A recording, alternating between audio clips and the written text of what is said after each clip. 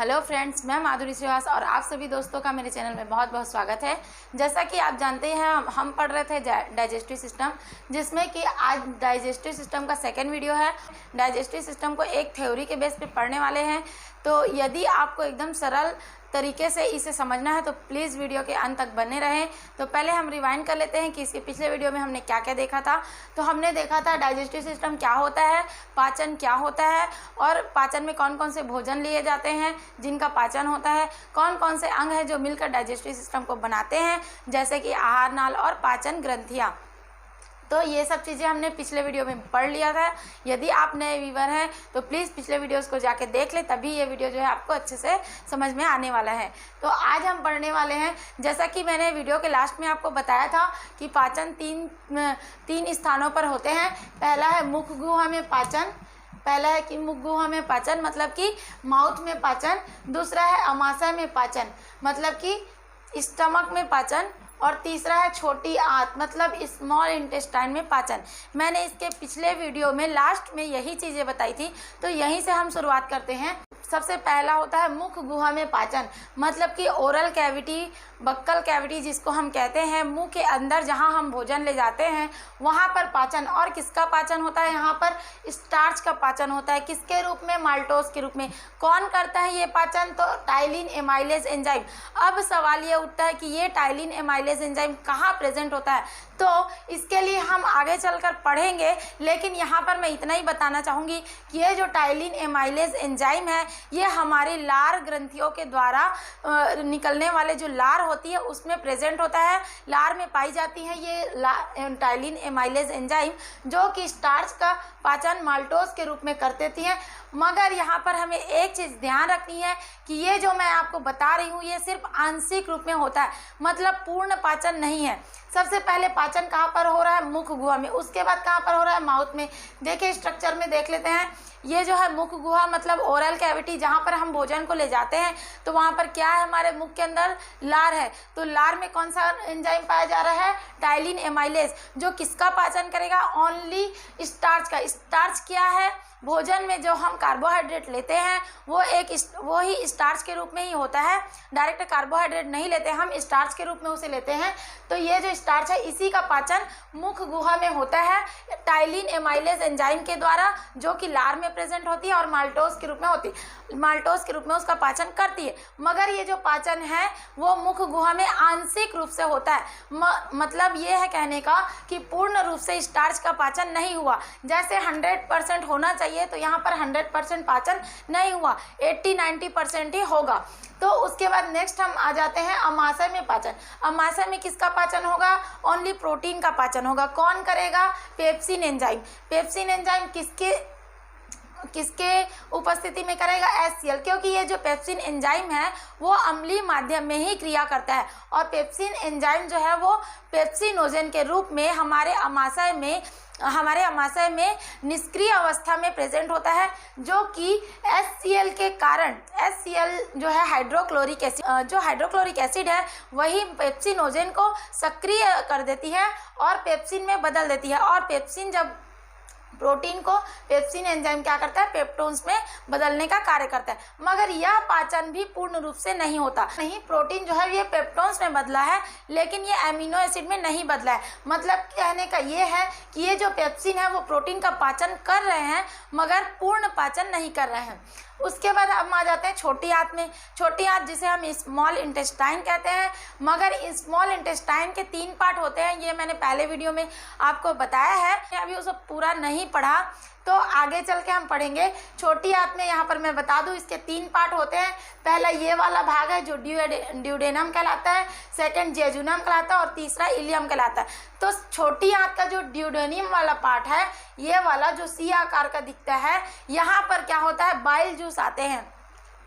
Bile juice क्या करते हैं? बाइल जूस कहाँ से सीक्रेट होते हैं? तो लीवर से बाइल जूस यहाँ है जो भोजन वो ड्यूडेनम में आएगा। तब जो बाइल जूस है, बाइल जूस क्या है? लीवर बनाता है बाइल जूस, जो कि पित्ताशय मतलब कि गॉल ब्लैडर में आकर स्टोर होता है। और ये जो है ये ड्यूडेनम में जब रिलीज होता है, बाइल जूस सीक्रेट होता है यहाँ पर ड्यूडेनम में। छोटी आंत में जो भोजन आया, अमाशय से आया, वो क्या है, अम्लीय है। बाइल जूस सिक्रेट हुआ, उस भोजन को उसने क्या किया, क्षारीय माध्यम में बदल दिया। उसके बाद क्या होगा, बाइल जूस के द्वारा उस भोजन में उपस्थित वसा का पाचन होगा, जो कि बाइल जूस इमल्सिफिकेशन के द्वारा, ये जो बाइल जूस है वो वसा का पाचन इमल्सिफिकेशन क्रिया के द्वारा क्या करेगी, वसी अम्ल में तोड़ेगी। उसको क्या करेगी, वसी अम्ल में तोड़ेगी, क्योंकि जो वसा है मतलब जो फैट्स हम खाते हैं, ऑयली चीज़ें, वो बड़े बड़े ड्रॉप में होती है। उसे क्या किया उसने, इमल्सिफिकेशन किसने किया, बाइल जूस ने छोटे छोटे ड्रॉप्स में तोड़ा उसे। उसके बाद ये भी पाचन, देखिए यहाँ पर स्टार्च का पाचन हुआ, प्रोटीन का हुआ और वसा का हुआ, मगर ये जो पाचन हुआ वो क्या हुआ, आंशिक पाचन हुआ। मतलब कि पूरी तरह से अभी भी भोजन का पाचन नहीं हुआ है। तो पूरी तरह से पाचन कहाँ पर होता है, तो पूरी तरह से पाचन होगा इसी सी वाले पार्ट में। पहले तो देखिए बाइल जूस आता है, क्योंकि बाइल जूस का जो डक्ट होता है वो ऊपर की ओर होता है। फिर उसके बाद पैनक्रियाज मतलब कि अग्नाशय, तो अग्नाशय क्या करता है, अग्नाशयी रस का सिक्रेशन करता है, जिसमें कि 3 प्रकार के एंजाइम्स होते हैं, जो कि क्या करते हैं, प्रोटीन फैट्स और स्टार्च का पाचन और अच्छे से करते हैं। तो ये देखिए ये तीनों, ये स्टार्च, प्रोटीन और वसा का पाचन हुआ आंशिक रूप से। उसके बाद ड्यूोडेनम में सर्वाधिक या पूर्ण पाचन होता है। किसके द्वारा होता है पूर्ण पाचन, तो पेनक्रियाटिक जूस के द्वारा होता है। पेनक्रियाटिक जूस में 3 प्रकार के एंजाइम पाए जाते हैं, ये मैं आपको आगे वीडियो में बताऊंगी, जिनके द्वारा क्या होता है, भोजन का पूरी तरह से पाचन होता है। उसके बाद क्या होता है, जब भोजन का पूरी तरह से पाचन हो गया, कहाँ पर, ड्यूोडेनम में, तो वो चला जाता है जजुनम से होते हुए इलियम में। पूरी तरह से पचे हुए भोजन में जो न्यूट्रिशन है वो क्या होंगे, इस इलियम के दीवारों में जो विलाई प्रेजेंट होते हैं, रसा अंकुर जिसे कहते हैं, उसके द्वारा अवशोषित कर लिए जाते हैं। और जो बचा हुआ भोजन का जो बचा हुआ रूप है उसे कहाँ भेज देते हैं, लार्ज इंटेस्टाइन में। लार्ज इंटेस्टाइन में एक ही काम होता है कि वाटर का अब्जॉर्प्शन, मतलब कि ये वाटर का अवशोषण करते हैं, पानी का अवशोषण करते हैं। और पानी का अवशोषण करने के बाद यहाँ से जो रेक्टम में जो आता है भोजन का जो रूप, उसे हम काइल कहते हैं। एक थ्योरी बेस है कि आप देख लीजिए कि किस तरह से ये कार्य होता है। और ये जो काइल है ये क्या है, एक वेस्ट प्रोडक्ट है, जिसमें कि ना ही वाटर है और ना ही न्यूट्रिशन है। तो वो क्या होगा, रेक्टम में जाकर स्टोर होगा और उसके बाद गुदा द्वार के द्वारा बॉडी से बाहर एक्सक्रिएट किया जाएगा, यानी बाहर निकाला जाएगा। तो इस तरह से हमारी बॉडी में ये जो पाचन की क्रिया है वो चलती है। ये मैंने एक रफली आपको बता दिया है। इसके बाद हम माउथ से लेकर के गुदा द्वार तक एकदम अच्छे से डिटेल में पढ़ेंगे। तो चलिए स्टार्ट करते हैं मुख गुहा या माउथ में पाचन से। इससे पहले मैं और बताना चाहूँगी कि यहाँ पर जो भोजन होता है, मतलब माउथ में पचने के बाद जो भोजन आगे जाता है उसे हम बोलस कहते हैं। और अमाशय में जब भोजन का पाचन हो जाता है उसके बाद भोजन जो आगे ड्यूडेनम में जाता है उसे हम काइम कहते हैं। और जब लार्ज इंटेस्टाइन में सारे चीज़ों का अवशोषण हो जाता है, पाचन के बाद वाटर का अवशोषण हो जाता है, उसके बाद जो बचा हुआ पदार्थ होता है उसे हम काइल कहते हैं, जो कि रेक्टम में जाकर जमा होता है। तो ये तो हुआ पाचन की एक रफली थ्योरी बेस, जिसको कि हम एकदम रफ में समझने के लिए इस प्रकार से मैंने आपको बताया है। तो अब हम पढ़ेंगे माउथ मतलब मुख गुहा में पाचन किस प्रकार से होता है और किसके द्वारा होता है।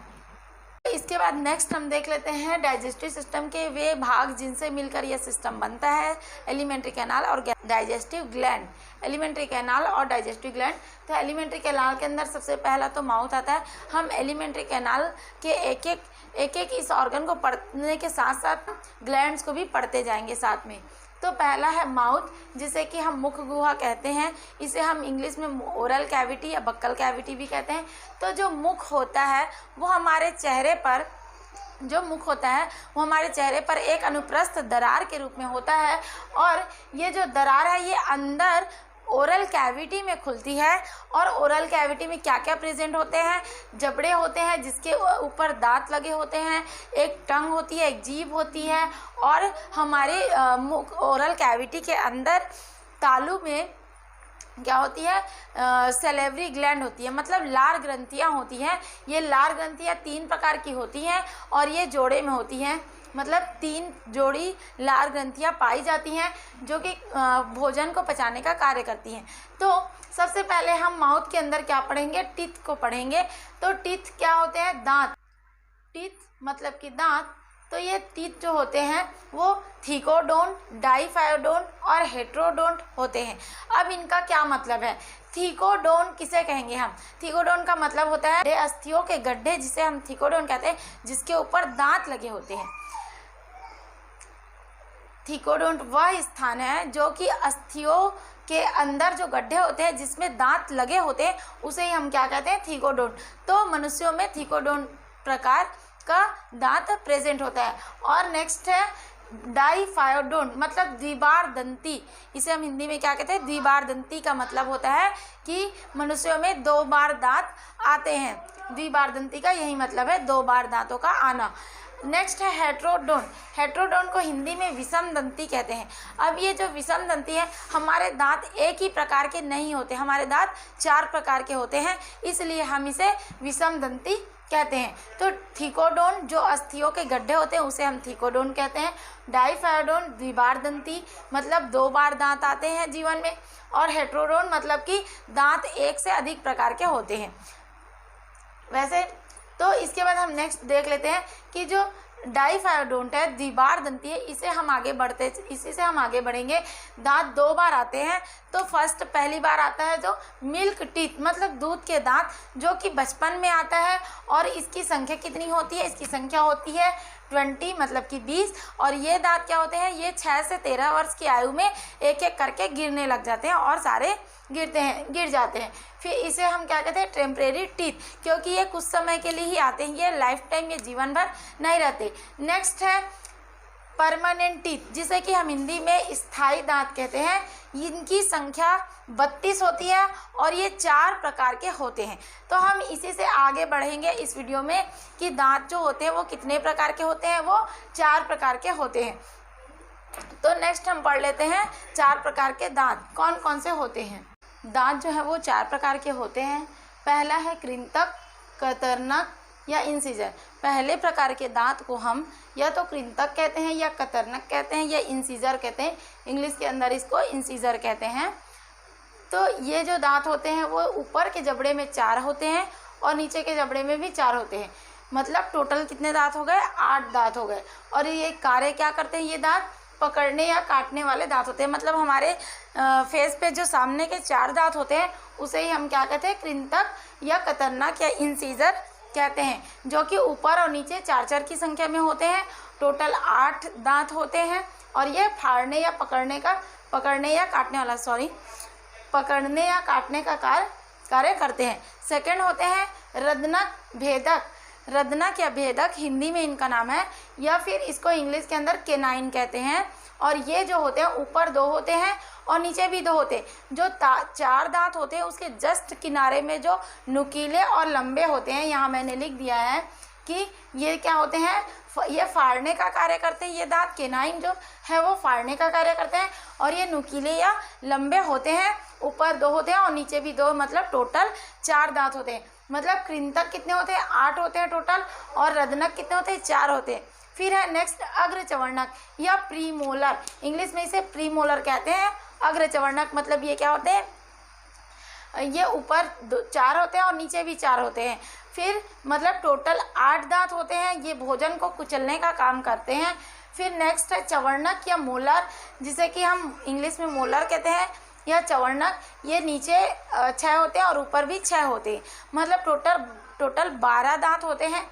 ये चबाने का कार्य करते हैं। आज की वीडियो में बस इतना ही पढ़ते हैं। इसके बाद हम नेक्स्ट वीडियो में इसके आगे पढ़ेंगे। तो यदि फ्रेंड्स आपको मेरा वीडियो पसंद आया हो, मेरी मेहनत अच्छी लगी हो, तो प्लीज़ ज़रूर शेयर करें और मेरे चैनल को सब्सक्राइब करना बिल्कुल ना भूलें। आप लोगों के इसी तरह सपोर्ट से हमें मोटिवेशन मिलता है कि हम और मेहनत करें और अच्छी वीडियोस लेकर आएँ। Thank you very much.